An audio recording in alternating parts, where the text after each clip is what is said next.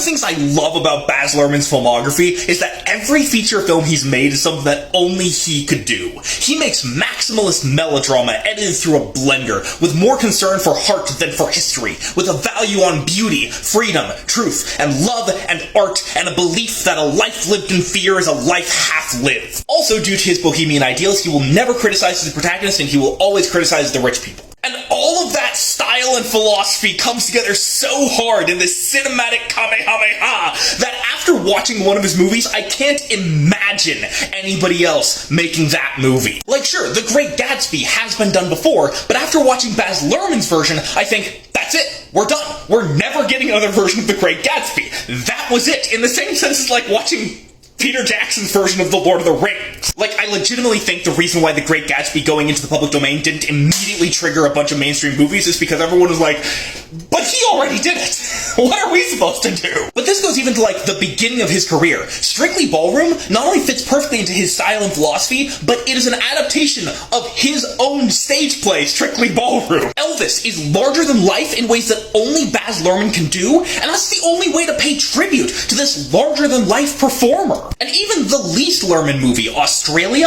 well, Baz Luhrmann is Australian, and he created a 3-hour sweeping epic that focuses more on heart than on history, and goes back to the American westerns of the 50s and 60s during a time when American westerns of the 50s and 60s were not exactly popular. Most controversially, Romeo and Juliet. I have a lot of hot takes about how Romeo and Juliet should be, like that it shouldn't be a tragic love story, and every one of my hot takes is the opposite of how Baz Luhrmann did it. And I give that context because even I was thinking, that was it. That was perfect. There should never be another version of Romeo and Juliet, because Baz Luhrmann is the only person who can make it a tragic love story and actually nail it. Baz Luhrmann is the only person who can make me actually want Romeo and Juliet to get together and actually want them to not die. But most of all, Moulin Rouge. Baz Luhrmann is the only person who could have seen this bohemian kaleidoscope of a soap opera about